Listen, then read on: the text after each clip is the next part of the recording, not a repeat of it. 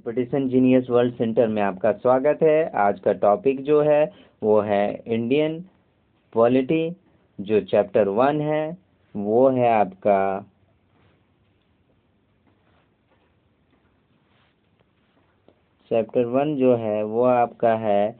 संवैधानिक विकास एवं विशेषताएं, यानी कि इंग्लिश में कॉन्स्टिट्यूशनल डेवलपमेंट एंड फीचर्स। ठीक है, तो पहला क्वेश्चन में आते हैं। पहला क्वेश्चन में क्या बोल रहा है कि 1925 के केंद्रीय विधानसभा का प्रथम निर्वाचित अध्यक्ष निम्नलिखित में से कौन था? पहला है सुभाष चंद्र बोस, दूसरा है विट्ठल भाई पटेल, तीसरा है मोतीलाल नेहरू और चौथा है भगत सिंह। जो कि आरआरबी एनटीपीसी स्टेज 2 में आया था, यानी कि मेंस में आया था 16 तारीख 6 महीना 2022 में शिफ्ट 2 में आया था। इसका जो राइट आंसर होगा वो होगा विट्ठल भाई, यानी कि ऑप्शन बी हो जाएगा इसका राइट आंसर। तो विट्ठल भाई पटेल एक भारतीय राजनीतिक नेता, स्वराज पार्टी के सह संस्थापक और सरदार पटेल के बड़े भाई थे। विट्ठल भाई पटेल 1925 में केंद्रीय विधानसभा के अध्यक्ष चुने गए थे। कब चुना गया था? तो 1925 ईस्वी में चुना गया था, विधानसभा के अध्यक्ष चुना गया था। विट्ठल भाई किसका भाई था? तो सरदार वल्लभ भाई पटेल के थे। ठीक है, चलिए समझ में आ गया होगा। चलिए नेक्स्ट क्वेश्चन में देखते हैं।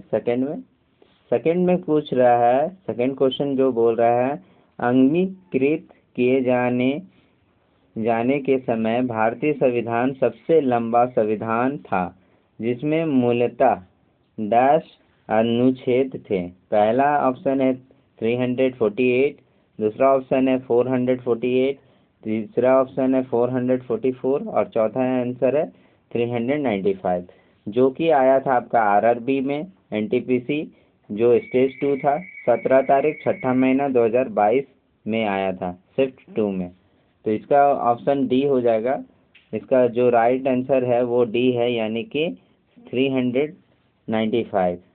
ठीक है, तो ऑप्शन डी आंसर हो जाएगा। तो भारत का संविधान 26 नवंबर 1949 को भारतीय की संविधान सभा के द्वारा पारित हुआ और इसे 26 जनवरी 1950 ईस्वी में लागू किया गया। भारत का संविधान विश्व के गणतांत्रिक देशों में सबसे बड़ा लिखित संविधान है। संविधान का निर्माण समय इसे कुल 395 अनुच्छेद, 8 अनुसूची और 22 भागों में विभाजित किया गया था। ठीक है, तो इसका 395 क्या है? अनुच्छेद है, 8 अनुसूचियां हैं और 22 भागों में विभाजित किया गया है। जो हमारा भारत का संविधान है ना, वो 26 नवंबर 1949 को भारतीय संविधान का द्वारा पारित हुआ था और इसे लागू जो हुआ था, कब लागू किया गया था? 26 जनवरी 1950 ईस्वी में लागू किया गया था। ठीक है, किसके द्वारा लागू किया गया था? तो सरदार भीमराव अंबेडकर के द्वारा किया गया था। ठीक है, चलिए नेक्स्ट में देखते हैं। तीसरा क्वेश्चन में बोल रहा है, तीसरा क्वेश्चन में क्या बोल रहा है कि भारतीय संविधान की एकात्मक विशेषताओं के संबंध में इनमें से कौन सा गलत है? पहला है अखिल भारत सेवाएं, दूसरा है प्रतिनिधित्व की असमानता, तीसरा है सशक्त केंद्र और चौथा ऑप्शन है संविधान की नमनीयता न होना। तो इसका जो राइट आंसर होगा वो होगा ऑप्शन डी होगा। भारतीय संविधान का एकात्मक विशेषताएं जो है वो कौन कौन इसमें आया था? पहला तो ये है कि आरआरबी के ग्रुप डी में आया था, 30 तारीख 8वां महीना 2022 में आया था, शिफ्ट 2 में आया था। ठीक है, तो ये डी ऑप्शन जो है भारत संविधान का एकात्मक विशेषताएं थे, जो अखिल भारतीय सेवाएं अनुच्छेद जो है था 312 था। ठीक है, प्रतिनिधित्व का असमानता राज्यसभा अनुसूची में 4 था। ठीक है, सशक्त केंद्र था, राज्यों को में राज्यपालों को नियुक्ति अनुच्छेद 155 में हुआ था। 5वां है राज्य सूची पर केंद्र को कानून बनाने का अधिकार अनुच्छेद 249 में था। आपातकालीन प्रावधान अन्य है ना 352 से लेकर 360 ईस्वी मतलब था। ठीक है, और 7वां है भारत का संविधान ना तो लचीला नव्य है और ना ही कठोर अनव्य है ना, बल्कि ये दोनों मिला जुला रूप है। ठीक है, जो भारत का जो संविधान है वो ना लचीलापन है ना कठोर ज्यादा है, बल्कि ये दोनों मिला जुला है। ठीक है, चलिए तो ऑप्शन जो इसका राइट आंसर होगा वो होगा डी आंसर होगा। ठीक है, चलिए नेक्स्ट में देखते हैं। चौथा क्वेश्चन में क्या बोल रहा है कि भारत में किस प्रकार की सरकार है। पहला है ऑप्शन तांत्रिक, दूसरा है संप्रदायवादी, तीसरा है संसदीय, है ना, चौथा है अलगतंत्रीय। जो आरआरबी ग्रुप डी 11 तारीख 10वां महीना 2022 शिफ्ट 1 में आया था, तो इसका जो राइट आंसर होगा संसदीय होगा। ठीक है, ऑप्शन सी हो जाएगा। तो भारत में संसदीय सरकार की स्थापना की गई। संसदीय प्रणाली लोकतांत्रिक शासन व्यवस्था की वह प्रणाली है जिसमें कार्यपालिका अपने लोकतांत्रिक वैधायिका के माध्यम से प्राप्त करती है और विधायिका के प्रति उत्तरदायित्व होती है। इस प्रकार संसदीय प्रणाली के कार्यपालिका और विधायिका एक दूसरे से परस्पर संबंधित होते हैं। तो इसका जो राइट आंसर होगा वो सी होगा। ठीक है, चलिए नेक्स्ट में देखते हैं। पांचवा क्वेश्चन में बोल रहा है, पांचवा क्वेश्चन क्या है, निम्नलिखित में से किस भारत में सरकार के संघीय स्वरूप का परिणाम कहा जा सकता है। पहला ऑप्शन है राज के साथ साथ अन्य व्यक्तियों के अधिकार ही। दूसरा है सरकार के 3 अंग विधायिका, कार्यपालिका और न्यायपालिका है। तीसरा है प्रधानमंत्री के अध्यक्षता वाली मंत्रिपरिषद। और चौथा ऑप्शन है बहुस्तरीय सरकार, संघ, राज्य और स्थानीय, जो कि आरआरबी ग्रुप डी 27 तारीख 9वां महीना 2022 में शिफ्ट 2 में आया था। ठीक है, तो इसका जो राइट आंसर हो जाएगा वो ऑप्शन डी होगा। इसका राइट आंसर ऑप्शन डी होगा। जो संविधान के प्रथम अनुच्छेद में कहा गया है कि भारत अर्थात इंडिया राज्यों का संघ होगा। ठीक है, भारत सरकार के संघीय स्वरूप का परिणाम संघ है, राज है और स्थानीय शासन को कहा जा सकता है। ठीक है, तो संविधान प्रथम अनुच्छेद में कहा गया है कि भारत क्या है, एक राज्यों का संघ है। ठीक है, जिसमें भारत का राज्य कितना है, 28 राज्य है अभी मौजूदा। ठीक है, तो यहाँ पर इसका राइट आंसर क्या हो जाएगा, बहुस्तरीय सरकार संघ है, राज है, स्थानीय है। ठीक है, चलिए नेक्स्ट में देखते हैं। छठा क्वेश्चन में क्या बोल रहा है कि निम्नलिखित में से कौन सी भारतीय संविधान की एक प्रमुख विशेषताएं नहीं है। पहला है ऑप्शन संघवाद की स्थापना, दूसरा सरकार का संसदीय स्वरूप, तीसरा है मूल्य अधिकारी और चौथा है समानशाही को प्रोत्साहन करना, जो कि आरआरबी ग्रुप डी 26 तारीख 9वां महीना 2022 शिफ्ट 3 में आया था। ठीक है, शिफ्ट 3 में।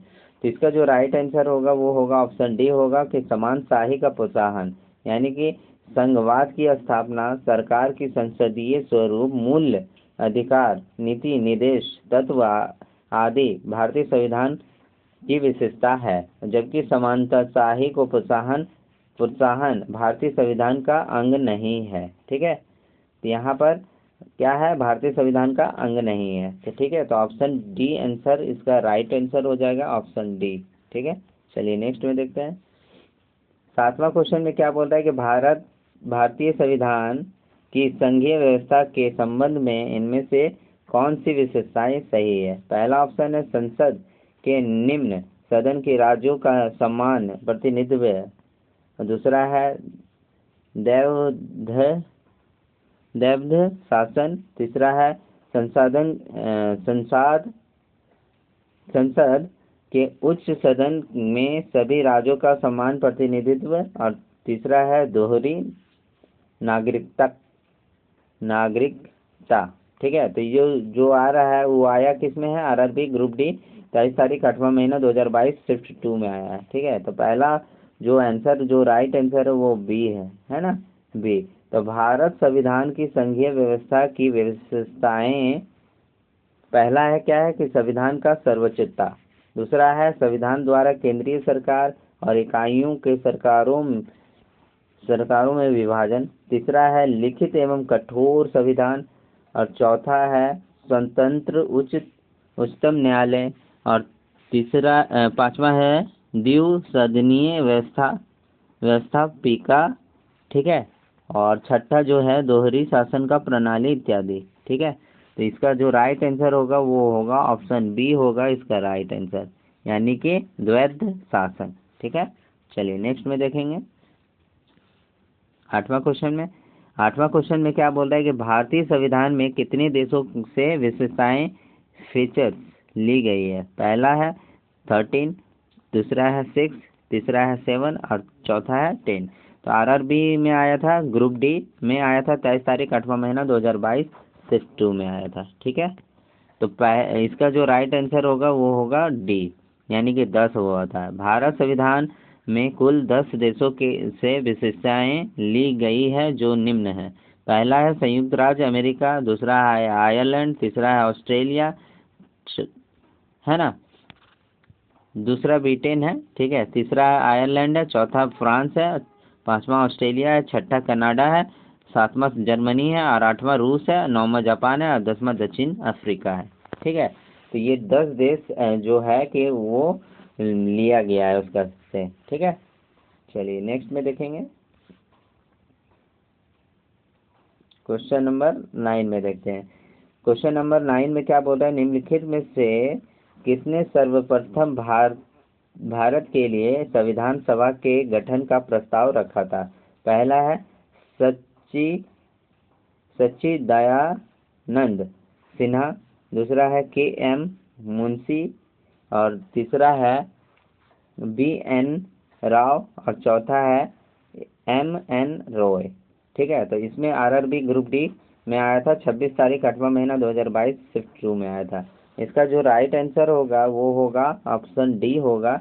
भारत के औपचारिक रूप से एम.एन. रॉय द्वारा भारत के लिए संविधान सभा का गठन 1934 ईस्वी में हुआ था। ठीक है, गठन जो हुआ था 1934 ईस्वी का प्रस्ताव रखा गया था। 31 दिसंबर 1929 को पंडित जवाहरलाल नेहरू द्वारा लाहौर अधिवेशन में संविधान सभा के बारे में जिक्र किया गया था। साल 1942 में क्रिप्स मिशन ने भारत संविधान सभा का गठन की बात को पूरी तरह से स्वीकार किया था, लेकिन 1946 ईस्वी में कैबिनेट मिशन प्रस्ताव द्वारा इसे व्यावहारिक रूप दिया गया। देखिए 1946 जो है कैबिनेट मिशन जो है प्रस्ताव द्वारा इसको व्यवहारिक रूप से दिया गया था। ठीक है, और जो 1942 ईस्वी था जो वो था क्रिप्स मिशन ने भारत को संविधान सभा का गठन की बात को पूरी तरह से स्वीकार किया था।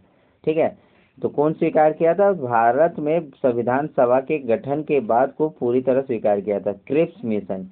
ये याद रखिएगा, क्रिप्स मिशन जो है वो 1942 ईस्वी में भारत संविधान सभा का गठन की बात को पूरा तरह से स्वीकारा था। और 31 दिसंबर जो था वो पंडित जवाहरलाल नेहरू लाहौर अधिवेशन की संविधान सभा के बारे में जिक्र किए थे 31 दिसंबर 1929 ईस्वी में। ठीक है, और ये 1934 ईस्वी में क्या किया था, प्रस्ताव रखा गया था। ठीक है, चलिए नेक्स्ट में देखेंगे। 10वां क्वेश्चन में भारतीय संविधान का अनुच्छेद 24 है ना, शोषण के विरोधी अधिकार से संबंधित है। इसे अनुच्छेद के अनुसार किस कारखानों या खदान में काम करने हेतु सरकार द्वारा निर्धारित न्यूनतम आयु है। पहला ऑप्शन है 16, दूसरा ऑप्शन है 14, तीसरा ऑप्शन है 18 और चौथा ऑप्शन है 21, जो कि आरआरबी ग्रुप डी में आया था 26 तारीख 8वां महीना 2022 ईस्वी में शिफ्ट 3 में आया था। ठीक है, तो इसका जो राइट आंसर है वो बी है, यानी कि 14 है। ठीक है, तो भारतीय संविधान के अनुच्छेद में 24 शोषण के विरुद्ध अधिकार से संबंधित इसे अनुच्छेद के अनुसार किसी कारखानों के या खदानों के काम करने हेतु सरकार द्वारा निर्धारित न्यूनतम आयु 14 वर्ष रखा था। ठीक है, 14 वर्ष। हालांकि ये किसी नुकसान न पहुंचाने वाले अथवा गैर जोखिम युक्त कार्यों में नियोजन का प्रतिषेध नहीं करता है। बाल श्रम प्रतिषेध एवं विनियमन अधिनियम 1986 इस देश में सर्वाधिक महत्वपूर्ण कानून है। ठीक है, 1986 इस दिशा में सर्वाधिक महत्वपूर्ण कानून है 1986 में। तो कितना में दिया गया था? तो 14 वर्ष जो है वो उसको दिया गया था, बाल श्रम काम करने के लिए दिया गया था, है ना। तो उम्मीद करता हूँ वीडियो पसंद आया होगा, तो प्लीज़ लाइक करें, शेयर करें एंड सब्सक्राइब करना बिल्कुल ना भूलें। RRB, NTPC and group D की तैयारी इसी चैनल पे की कराई जाएगी, जो कि कंपटीशन जीनियस वर्ल्ड सेंटर है। तो कंपटीशन जीनियस वर्ल्ड सेंटर को ज़रूर सब्सक्राइब करें, और इसमें मैथ, रीजनिंग, जीके, आपका हिस्ट्री, पॉलिटिकल, ज्योग्राफी और स्टैटिक जीके, जीएस सबकी तैयारी कराई जाती है। तो आप हमारे चैनल से जुड़े रहें और अच्छे से तैयारी करें, ताकि आपको एक सीट पक्की हो। Thank you.